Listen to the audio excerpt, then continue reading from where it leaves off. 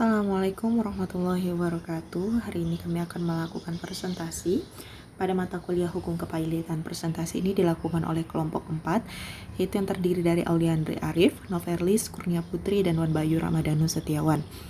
Materi yang akan kami sampaikan pada presentasi hari ini adalah mengenai syarat-syarat pernyataan dan permohonan kepailitan, yaitu pihak mana saja yang dapat mengajukan pailit serta pihak-pihak kepentingan yang mempunyai kepentingan dalam hukum kepailitan. Yang pertama, pihak yang dapat memohonkan pailit yaitu ada 6. Yang pertama adalah debitor, kedua adalah kreditor, ketiga adalah kejaksaan, keempat Bank Indonesia, kelima Badan Pengawas Pasar Modal, dan keenam adalah Menteri Keuangan. Dasar hukum yang mendasari ini terdapat pada Undang-Undang Nomor 37 Tahun 2004 yang mensyaratkan bahwa permohonan pernyataan pailit harus diajukan oleh pihak yang berwenang sesuai dengan ketentuan pada pasal 2. Bahkan, panitera wajib tidak bisa menerima permohonan pernyataan pailit apabila diajukan oleh pihak yang tidak berwenang. Yang pertama yang berhak mengajukan permohonan pailit adalah debitor, di mana dalam setiap hal disyaratkan bahwa debitor harus mempunyai lebih dari satu orang kreditor karena merasa tidak mampu atau sudah tidak dapat membayar hutang-hutangnya, dapat mengajukan permohonan pailit. Debitor harus membuktikan bahwa ia mempunyai 2 atau lebih kreditor, serta juga membuktikan bahwa ia tidak dapat membayar salah satu atau lebih hutangnya yang telah jatuh tempo dan dapat ditagih. Apabila debitor telah menikah, maka harus ada persetujuan pasangannya, karena hal ini menyangkut harta bersama kecuali tidak ada pencampuran harta. Syarat-syarat permohonan yang bisa diajukan oleh debitor, yang pertama harus mempunyai 2 atau lebih kreditor, kedua harus disetujui oleh kreditor mayoritas, pendapat STR, dan ketiga tidak membayar utang yang telah jatuh tempo dan telah dapat ditagih. Yang kedua adalah kreditor, yaitu 2 orang kreditor atau lebih, baik secara sendiri-sendiri maupun bersama-sama, dapat mengajukan permohonan pernyataan pailit selama memenuhi syarat yang telah ditentukan dalam undang-undang. Kreditor yang mengajukan permohonan pernyataan pailit bagi debitor harus memenuhi syarat bahwa hak tuntutannya terbukti secara sederhana atau pembuktian mengenai hak kreditor untuk menagih juga dilakukan secara sederhana. Syarat-syarat permohonan, yang pertama, salah satu kreditor harus memiliki piutang. Yang kedua, debitor tidak membayar salah satu utang yang telah jatuh tempo dan telah dapat ditagih. Yang ketiga, harus disetujui oleh kreditor mayoritas. Yang keempat, dalam kredit sindikasi, hanya loan syndication yang berhak mengajukan permohonan pailit. Yang ketiga adalah kejaksaan.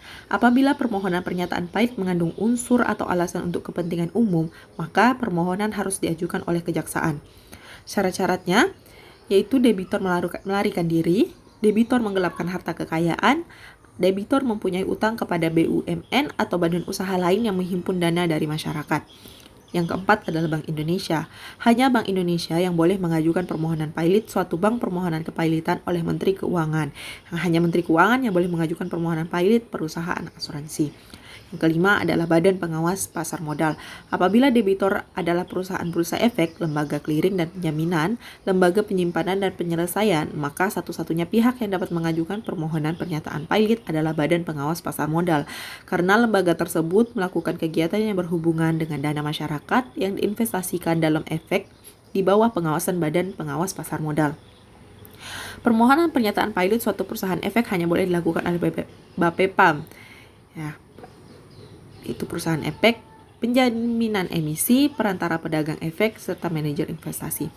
Yang keenam adalah Menteri Keuangan. Permohonan pernyataan pailit harus diajukan oleh Menteri Keuangan apabila debitor adalah perusahaan asuransi, perusahaan reasuransi, dana pensiun, atau badan usaha milik negara yang bergerak di bidang kepentingan publik.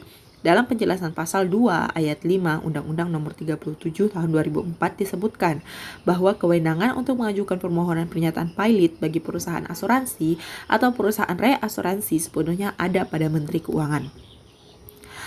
Namun, beberapa hal ini dilakukan sebelum adanya OJK. Tugas-tugas di atas dilaksanakan oleh Menteri Keuangan. Dengan berlakunya Undang-Undang OJK, peralihan kewenangan tersebut secara efektif berlaku sejak 31 Desember tahun 2012 dari Menteri Keuangan dan BAPEPAM LK ke OJK untuk fungsi, tugas, dan wewenang pengaturan dan pengawasan kegiatan jasa keuangan di sektor pasar modal, perasuransian, dana pensiun, lembaga pembiayaan, dan lembaga jasa keuangan lainnya.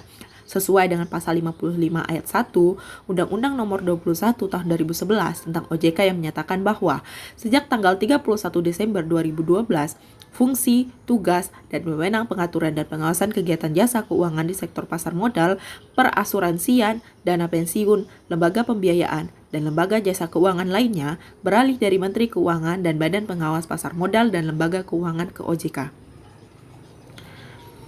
Pihak-pihak yang berkepentingan dalam hukum kepailitan. Yang pertama adalah debitor, kedua adalah kreditor, ketiga adalah kurator, keempat adalah hakim pengawas, kelima adalah advokat, dan keenam adalah panitera. Debitor berdasarkan pasal 1 angka 3 Undang-Undang Nomor 37 Tahun 2004 menentukan bahwa debitor adalah orang yang mempunyai utang karena perjanjian atau undang-undang yang pelunasannya dapat ditagih di muka pengadilan.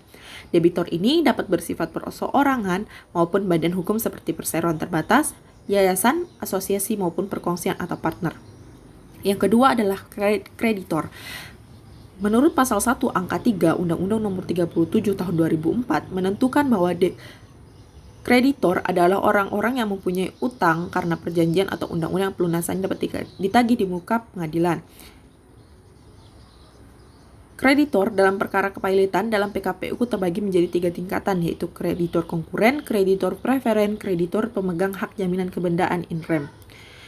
Yang ketiga adalah kurator, yaitu pihak yang bertugas untuk melakukan pengurusan dan atau pemberesan harta pailit berdasarkan pasal 70 ayat 1 Undang-Undang Nomor 37 Tahun 2004 yang berhak menjadi kurator adalah 1. Balai Harta Peninggalan, 2. Kurator lainnya dengan kriteria yang telah ditentukan, yaitu berdomisili di Indonesia, memiliki keahlian khusus yang dibutuhkan dalam rangka mengurus dan atau membereskan harta pailit, terdaftar dalam kementerian yang lingkup tugas dan tanggung jawabnya di bidang hukum dan peraturan perundang-undangan. Yang keempat adalah hakim pengawas. Diatur dalam pasal 65 Undang-Undang Nomor 37 Tahun 2004, keberadaan hakim pengawas adalah mutlak. Disebutkan, hakim pengawas mengawasi pengurusan dan pemberesan harta pailit. Pengadilan wajib mendengar pendapat hakim pengawas sebelum mengambil suatu putusan mengenai pengurusan atau pemberesan harta pailit. Yang kelima adalah advokat, yaitu pengacara atau ahli hukum yang berwenang bertindak sebagai penasehat atau pembela perkara dalam pengadilan. Disebutkan dalam pasal 7 Undang-Undang Nomor 37 Tahun 2004, permohonan sebagaimana dimaksud dalam pasal 6, pasal 10, pasal 11, pasal 12, pasal 43, pasal 56, pasal 57, pasal 58, pasal 68, pasal 161, pasal 171, pasal 207, dan pasal 212 harus diajukan oleh seorang advokat, terkecuali jika permohonan diajukan oleh Kejaksaan, Bank Indonesia, Badan Pengawas Pasar Modal, dan Menteri Keuangan. Yang keenam adalah panitera, yaitu yang bertugas menyelenggarakan administrasi perkara, membantu hakim pengawas dengan mengikuti dan mencatat jalannya persidangan, membuat daftar perkara kepailitan yang diterima di kepaniteraan, dan membuat salinan putusan menurut ketentuan undang-undang yang berlaku. Sekian dari kelompok 4, kami ucapkan terima kasih.